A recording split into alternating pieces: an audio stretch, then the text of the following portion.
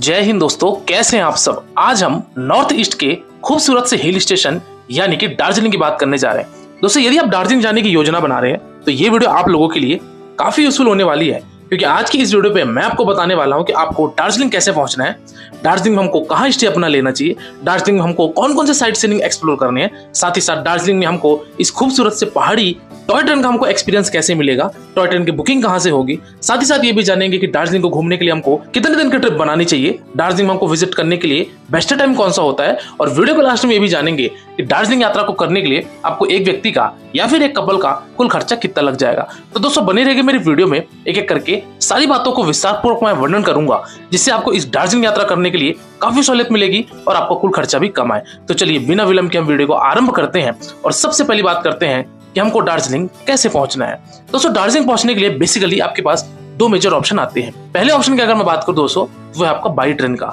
दोस्तों, यदि आप ट्रेन से आना चाहते हैं तो दार्जिलिंग का जो सबसे नियरेस्ट रेलवे स्टेशन है वो है दोस्तों यहाँ का सिलीगुड़ी जंक्शन रेलवे स्टेशन, या फिर इसी के साथ ही साथ एक और बड़ा रेलवे स्टेशन है जो कि है न्यू जलपाईगुड़ी रेलवे स्टेशन, जिसको शॉर्ट में एनजेपी भी बोला जाता है। सिलीगुड़ी या फिर एनजेपी से अगर मैं डिस्टेंस की बात करूं दार्जिलिंग की, तो अप्रोक्सीमेटली आपका 85 से 90 किलोमीटर पड़ता है, जो कि आपका 2.5 से 3 घंटे का आपका बाई रोड यात्रा करके आपको दार्जिलिंग पहुंचना पड़ेगा। बात करते हैं कि अगर आप बाई ट्रेन से न्यू जलपाईगुड़ी पहुंच चुके हैं तो यहाँ से आपको दार्जिलिंग पहुंचने के लिए अगेन दो ऑप्शन आते हैं। पहले ऑप्शन की अगर मैं बात करूं दोस्तों, वो होता है यहाँ का शेयरिंग टैक्सी। अगर मैं शेयरिंग टैक्सी की बात करूं दोस्तों, तो दार्जिलिंग जाने के लिए एनजेपी से आपका लगभग 300 से 350 रुपए एक आदमी का लेंगे और आपको वो दार्जिलिंग के टैक्सी स्टैंड पर ड्रॉप कर देंगे।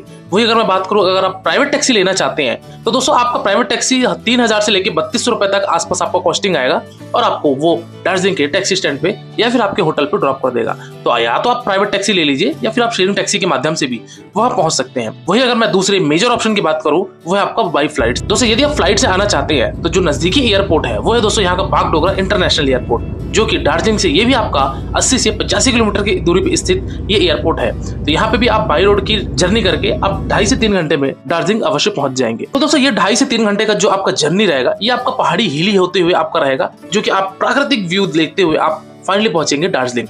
दार्जिलिंग पहुंचने के बाद दोस्तों सबसे पहले मन में प्रश्न आता है कि हमको होटल एकोमोडेशन या फिर अपना होटल स्टे कहाँ पे लेना चाहिए। दोस्तों, दार्जिलिंग में सबसे खूबसूरत सा प्लेस है जिसको बोला जाता है मॉल रोड।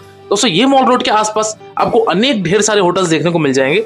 थोड़ी सी यहाँ पे कॉस्टिंग इंक्रीज होती है, यानी कि थोड़ा सा यहाँ पे होटल्स आपको महंगे मिलेंगे मॉल रोड पे होने के कारण, और यहाँ पे जो होटल्स होती है वो थोड़ी पुरानी प्रॉपर्टीज होती है, जिसकी वजह से आपकी कॉस्टिंग भी यहाँ पे ज्यादा होती है। तो या तो आप मॉल रोड के आसपास अपना होटल स्टे बना लीजिए, अदरवाइज अगर आपको अच्छे होटल या बेहतर होटल में चाहिए तो आप रेलवे स्टेशन के आसपास भी अपना होटल स्टे बना सकते हैं, जो कि आपको रिजनेबल कॉस्ट पे, यानी कि अगर मैं बात करूं तो 2000-2500 से स्टार्ट होके आपको 3000 तक के होटल्स देखने को मिल जाएंगे, जिसमें आपका ब्रेकफास्ट और डिनर इसमें इंक्लूड रहेगा।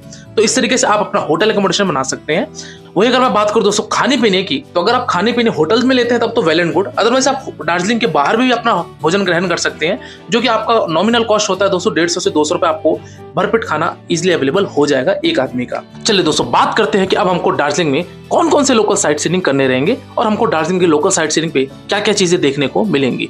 सबसे पहले अगर मैं बात करूं दार्जिलिंग के लोकल साइट सीइंग की, वो है यहाँ का दोस्तों पद्मा नायडू जूलॉजिकल पार्क, जिसको शॉर्ट में दार्जिलिंग जू के नाम से भी जाना जाता है। दोस्तों, ये दार्जिलिंग जू में आने के लिए सबसे पहले आपको यहाँ पे एंट्री टिकट लेनी पड़ेगी, जो कि दोस्तों आपका 110 रुपए प्रति व्यक्ति यहाँ पे चार्ज होता है। वही अगर आप कैमरा वगैरह यूज करना चाहते हैं, वीडियोग्राफी फोटोग्राफी करना चाहते हैं, तो उसके यहाँ पे दोस्तों अलग से चार्ज रहेंगे। तो 110 रुपए की दोस्तों एंट्री टिकट कटाइए और आप दार्जिलिंग के जू में प्रवेश कर जाइए। इस दार्जिलिंग के जू में प्रवेश करने से पहले इस चीज को आपको मैं बता दूं कि ये दार्जिलिंग जू दोस्तों आपका थर्सडे को बंद रहता है, यानी कि गुरुवार के दिन आपको ये जू विजिट नहीं कर पाएंगे। तो सबसे पहले आप यहाँ पे अंदर विजिट कीजिए। ध्यान रखिएगा कि दार्जिलिंग जू को घूमने के लिए या फिर पद्मा नायडू जूलॉजिकल पार्क को घूमने के लिए आप मान के चलिए आपको 2 से 2.5 घंटा अवश्य लगेगा, क्योंकि इस जू के अंदर अनेक सारे पॉइंट है। चलिए मैं बताता हूँ क्या क्या चीजें यहाँ आपको देखने को मिलेगी। जैसे इस दार्जिलिंग जू से दोस्तों आप राइट साइड की तरफ विजिट करेंगे, यहाँ पे आपको सबसे पहले रेड पांडा देखने को मिलेगा, साथ ही साथ यहाँ पे गोल्डन फिशेंट भी देखने को मिलते हैं, पिकॉक देखने को मिलेंगे, और यहाँ पे अनेक प्रजातियों के आपको फिश देखने को मिलेंगे। साथ ही साथ यहाँ पे कलरफुल बर्ड्स भी आपको देखने को मिलेंगे, बियर देखने को मिलेगा यानी कि भालू देखने को मिलेगा, साथ ही साथ यहाँ पे आपको टाइगर भी देखने को मिलेगा। तो ये अनेक सारी चीजें देखते हुए आप फाइनली यहाँ पे एक्सप्लोर कीजिए दार्जिलिंग जू में, और इसी के पश्चात दार्जिलिंग जू के अंदर से एक रास्ता जाता है ऊपर की तरफ, जो कि है यहाँ पे दोस्तों HMI, जिसको हिमालयन माउंटेनियरिंग एंड इंस्टीट्यूट बोला जाता है, जिसको हिंदी में हिमालयन पर्वतारोहण संस्थान बोला जाता है। ये HMI दोस्तों यहाँ पे आप विजिट करेंगे तो यहाँ पे दोस्तों अल्टीमेटली माउंटेन क्लाइंबिंग करने की यहाँ पे ट्रेनिंग होती है। यहाँ से बहुत सारे लोग ट्रेनिंग करके माउंटेन क्लाइंबिंग किए हैं, माउंट एवरेस्ट पे गए हैं और कई सारे माउंटेन्स की चोटियों तक पहुंचे हैं। तो यहाँ पे ये एक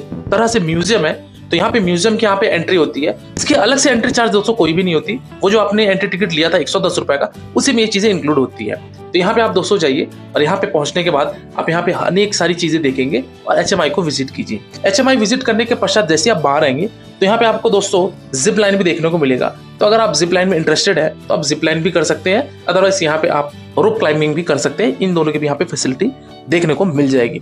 बात करते हैं दोस्तों यहाँ पे अगले पॉइंट की, जो कि जू के अंदर ही आपको मिलेगा। वो है यहाँ पे दोस्तों आपका बंगाल नेचुरल हिस्ट्री म्यूजियम, यानी कि जो हमारा बंगाल सफारी है जो कि सिलीगुड़ी में स्थित है, उसका एक छोटा सा ये प्रारूप है या फिर छोटा सा यहाँ पे एक म्यूजियम बना दिया गया है कि जो बंगाल सफारी जो करते हैं लोग, उसके अंदर ये सारी चीजें यहाँ पे किस तरीके से उत्पन्न हुई, क्या क्या चीजें यहाँ पे देखने को मिलेंगे, कौन कौन से यहाँ पे आपको जानवर देखने को मिलेंगे, इन सब का छोटा सा एक रेप्लिका के तौर पे यहाँ पे म्यूजियम बनाया गया है। तो यहाँ पे आप विजिट कीजिए। ये सारी विजिट करने के पश्चात आप जू से बाहर आ जाइए। तो ये सारी चीजें करने के लिए दोस्तों आपको मान के चलिए 2.5 से 3 घंटे का समय अवश्य लगेगा, अगर आप हर एक चीजें बारीकी से करेंगे तो। दार्जिलिंग जू विजिट करने के पश्चात आप बढ़ चलिए अपने अगले पॉइंट्स की तरफ, जो कि रहेगा दोस्तों आपका मॉल रोड। मॉल रोड में दोस्तों आपको विजिट करना है यहाँ पे नाइट शो, क्योंकि रात के वक्त में यहाँ पे काफी खूबसूरत सा माहौल हो जाता है। साथ ही साथ अगर आप शाम के टाइम पे आए हुए हैं तो यहाँ पे आपको ढेर सारे शॉपिंग कॉम्प्लेक्स देखने को मिलेंगे। वहां से आप शॉपिंग कर सकते हैं, लोकल स्ट्रीट फूड भी आप ट्राई कर सकते हैं। ये सारी चीजें करने के पश्चात दोस्तों आप उस रात अपना रात्रकालीन होटल में नाइट स्टे कीजिए। कुल मिला के डे नंबर 1 पे दोस्तों आपका अराइवल रहेगा और आपका जू विजिट रहेगा। साथ ही साथ आप शाम के वक्त मॉल रोड पे विजिट करके अपना होटल स्टे बना सकते हैं। चलिए दोस्तों बात करते हैं हम नेक्स्ट डे की, यानी कि डे नंबर 2 में अर्ली मॉर्निंग 4 AM को आपको उठना पड़ेगा।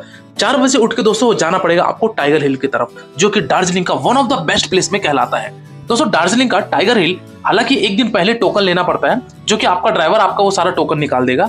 अगर आप पैकेज बुकिंग कराना चाहते हैं तो ये चीजें पैकेज में इंक्लूड होती है, टाइगर हिल का टोकन। तो यदि आप पैकेज लेना चाहते हैं तो डिस्क्रिप्शन बॉक्स में दोस्तों आपको नंबर आ रहा है, साथ ही साथ पॉपअप में भी यहाँ पे नंबर शो हो रहे होंगे। वहां जाके आप जो भी आपने इंक्वायरी होगी या आप बुकिंग कराना चाहते हैं तो वहां से आप बुकिंग करवा सकते हैं। चलिए दोस्तों बात करते हैं कि टाइगर हिल जाने के लिए आपको सुबह 4 बजे उठना पड़ेगा।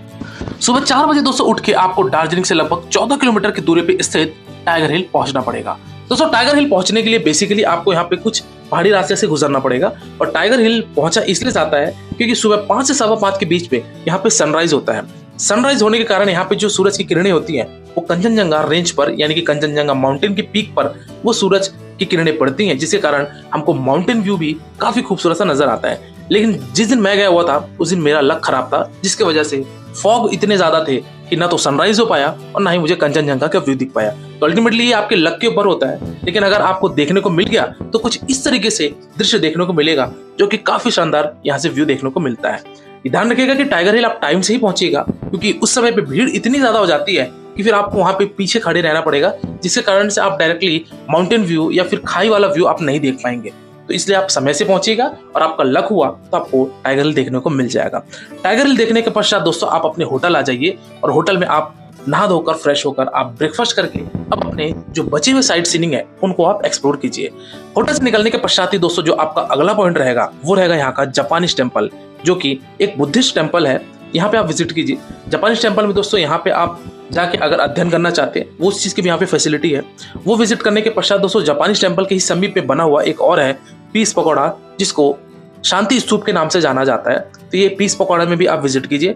यहाँ पे दोस्तों पीस पकौड़ा में आप परिक्रमा कर सकते हैं, जो कि अंदर ही अंदर आपको परिक्रमा करने की बंदोबस्त है। तो यहाँ पे आप आइए और लॉर्ड बुद्धा जी को प्रणाम कीजिए और बढ़ चलिए अपने अगले पॉइंट की तरफ, जो कि है आपका दार्जिलिंग का one of the famous ride, जो कि कहलाता है टॉय ट्रेन राइड। दोस्तों दार्जिलिंग का टॉय ट्रेन राइड बेसिकली 2 तरीके से होता है। एक राइड होता है दोस्तों यहाँ पे आपका डीजल लोकोमोटिव के साथ, और दूसरा राइड होता है दोस्तों आपका यहाँ पे स्टीम लोकोमोटिव के साथ। अगर आप स्टीम इंजन वाला लोकोमोटिव वाला राइड लेना चाहते हैं तो ये आपका दोस्तों 1500 रुपए एक व्यक्ति का पड़ेगा टिकट का कॉस्ट। और वही अगर मैं बात करूं कि अगर आप डीजल इंजन वाला लेना चाहते हैं तो वो दोस्तों आपका पड़ेगा 1000 रुपए प्रति व्यक्ति, और उसका भी आप राइड ले सकते हैं। ध्यान रखिए कि दोस्तों जो भी फेयर बता रहा हूँ ये टू एंड फ्रो का फेयर बता रहा हूँ। अल्टीमेटली आप वहां से दार्जिलिंग से जाएंगे घूम और घूम से रिटर्न आएंगे। दार्जिलिंग का टॉय ट्रेन दोस्तों आपका दार्जिलिंग स्टेशन बना हुआ है, यहाँ आपको स्टेशन आना पड़ेगा, यहाँ से आप अपनी टॉय ट्रेन ले सकते हैं। 2 घंटे की ये दोस्तों जर्नी होती है अप एंड डाउन की। तो 2 घंटे की जर्नी के दरमियान ये पहाड़ों के बीच से, वैलियों के बीच से और एक और खूबसूरत से पॉइंट जिसको बोला जाता है बतासिया लूप से होते हुए ये गुजरती है। और इसके जो लास्ट पॉइंट होता है दार्जिलिंग का एक लोकेशन जिसको कहा जाता है घूम।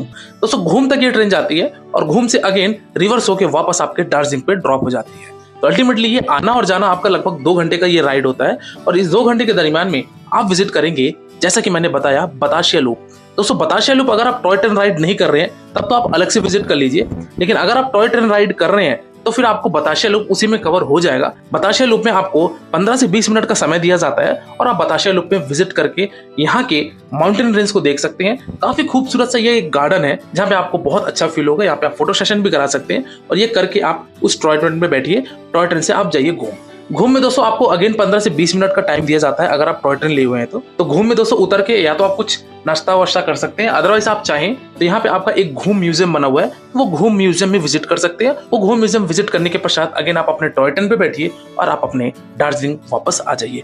इस तरीके का दोस्तों ये टॉय ट्रेन की राइड काफी अच्छी होती है क्योंकि दार्जिलिंग की ये शहरों से गुजरती है। एक तरफ टॉय ट्रेन और बगल में हमारी पब्लिक ट्रांसपोर्ट भी यूज चलती रहती है, जो कि काफी एक एक्सपीरियंसफुल राइड आपके लिए रहेगी। तो यदि आप दार्जिलिंग आए हुए हैं तो आप टॉय ट्रेन को भी मस्ट विजिट कीजिएगा। चलिए दोस्तों बात करते हैं हम अपने अगले साइड सीइंग की तरफ, जो कि रहेगा यहाँ पे दार्जिलिंग टी गार्डन। दोस्तों दार्जिलिंग का टी गार्डन दोस्तों आपका मेन सिटी से लगभग 4 से 5 किलोमीटर की दूरी पे स्थित है।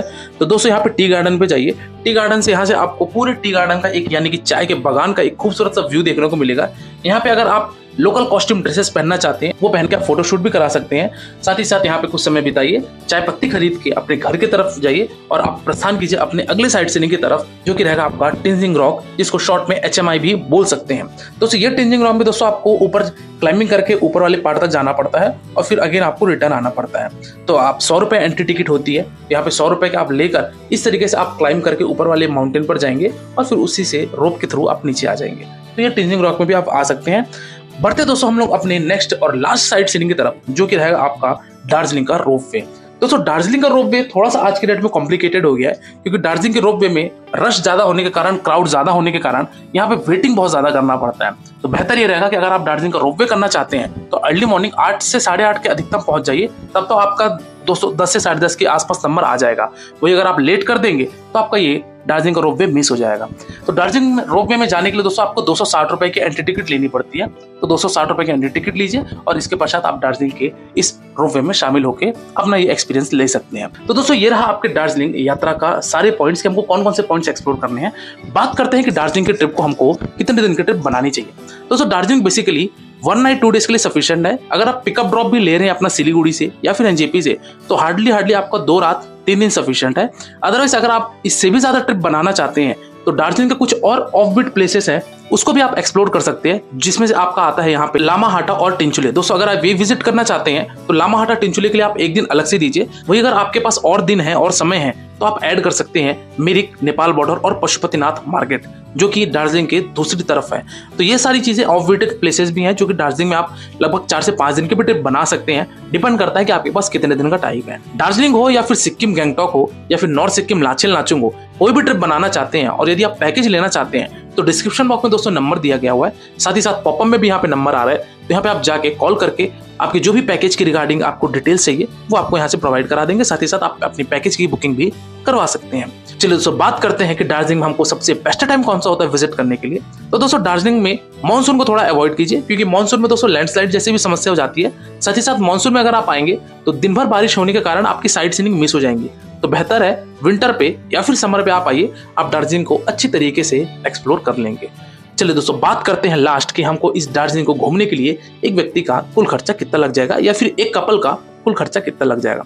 तो दोस्तों यदि मैं बात करूं दोस्तों कि अगर आप दार्जिलिंग में अपना 2 नाइट और 3 डेज की ट्रिप बनाते हैं और ये सारे पॉइंट्स को कवर करते हैं जैसा जैसा कि मैंने आपको बताया, तो ये सब कवर करने के लिए दोस्तों आपको एक कपल का मैक्स टू मैक्स दोस्तों 14 से 15,000 रुपए का खर्चा आएगा और आप अच्छे तरीके से दार्जिलिंग एक्सप्लोर कर लेंगे। इस फेयर में दोस्तों मैंने आपके दार्जिलिंग से पिकअप को लेकर दार्जिलिंग के ड्रॉप तक की मैंने फेयर की बात की है। साथ ही साथ यहाँ पे होटल एकोमोडेशन, खाने पीने के खर्चे, जो भी आप साइट सीइंग करेंगे उन सब के खर्चों को जोड़ा जाए तो 2 आदमी के दोस्तों 14 से 15,000 रुपए में आप